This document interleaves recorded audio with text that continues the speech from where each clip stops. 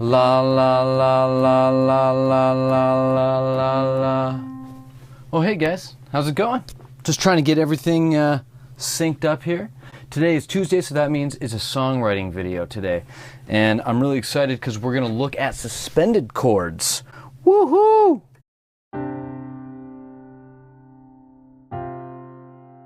All right, you've heard those before. And I specifically want to talk about how we could use them to make our chord progressions and music sound more interesting, come alive a little bit more. I think the best place to start is to go back to Bach's time and look at how they thought of suspension. So let me just play a quick chord progression here.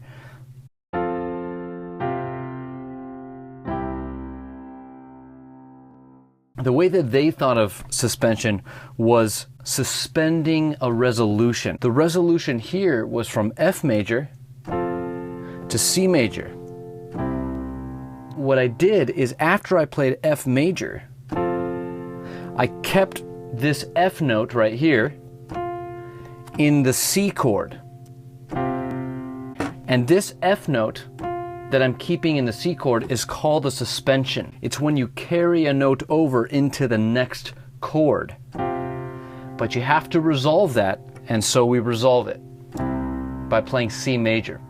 So what we did is we resolved the non-harmonic tone F, and it's non-harmonic because it's not in C major.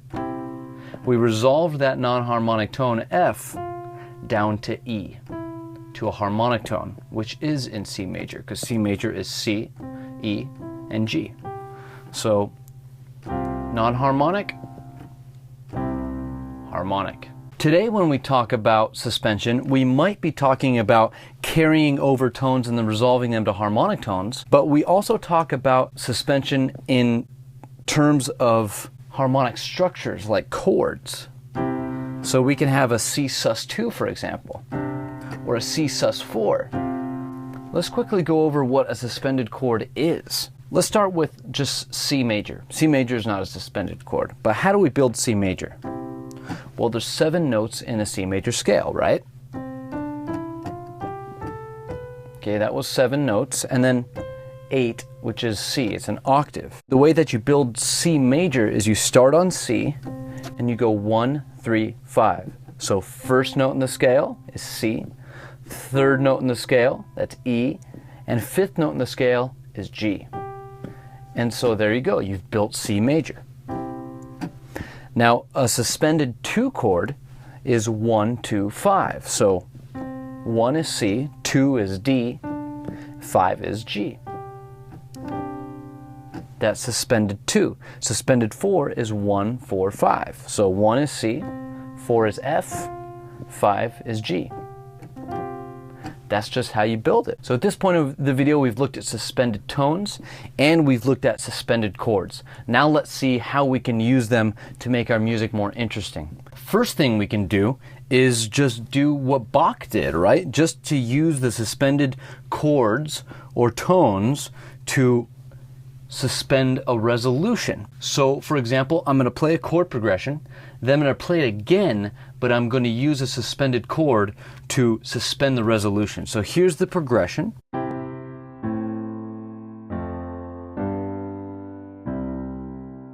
Now let's use C sus2 to suspend the resolution.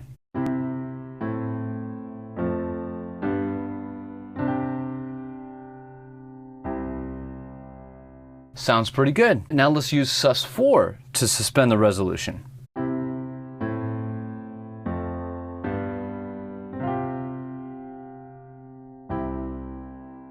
Sounds pretty cool too. Immediately using a sus chord to suspend a resolution makes the music more interesting and makes it sound way cooler. The next thing that you could do is kind of obvious. You could just use suspended chords wherever you want. So for example,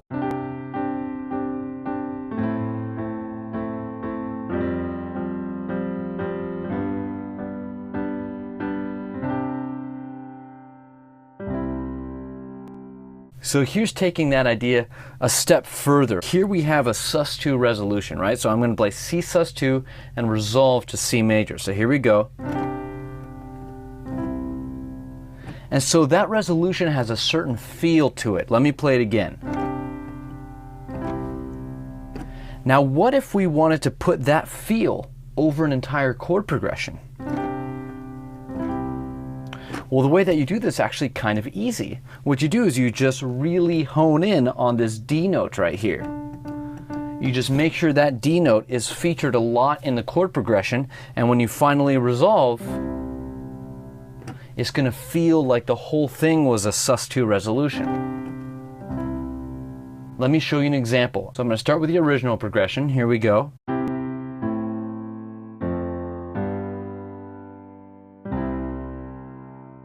Now I'm going to color that chord progression with the D.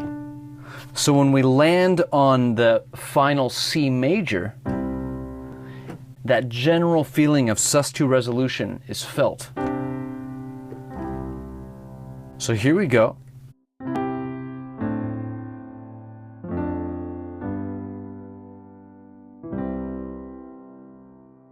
It's subtle, but it just makes the whole harmony seem a little bit more cohesive, and it just feels really good. So what did I do there? Well, I played the C major, didn't do anything to the C major, but then what I did is I played the A minor. I didn't play the high E, I'm just playing the D, right? Remember, because we want to add the D in there, because that's what's giving us that sus2 feel. And then I played an F major, but instead of playing the high C, I played a D.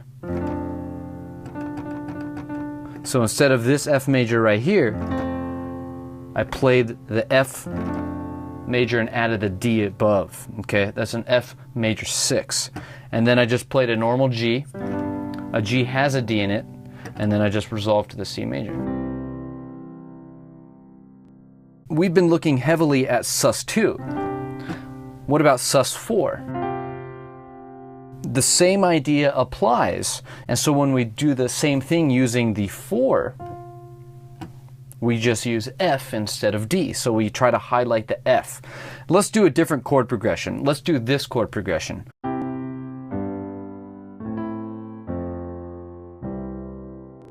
But now let's try to give that whole chord progression a sus4 feel. Okay, so here we go.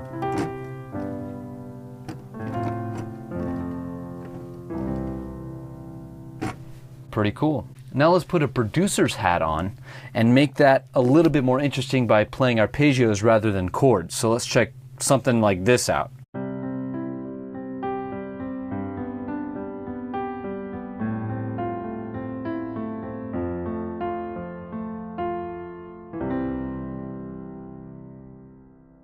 Kind of cool.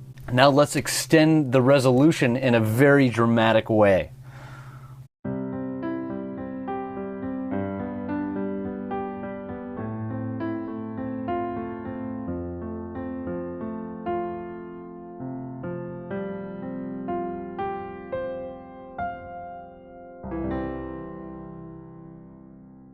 Now that's pretty, isn't it?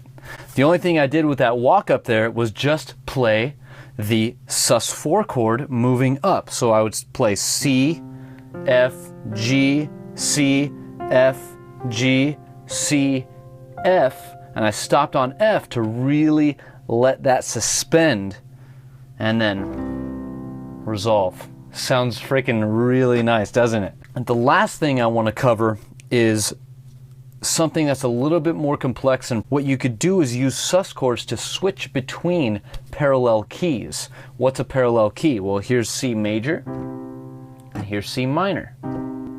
Those are parallel keys, so you could actually use sus chords as pivot points between parallel keys. All right, so let's try this out. We're going to go minor, suspended, and then major. All right, here we go.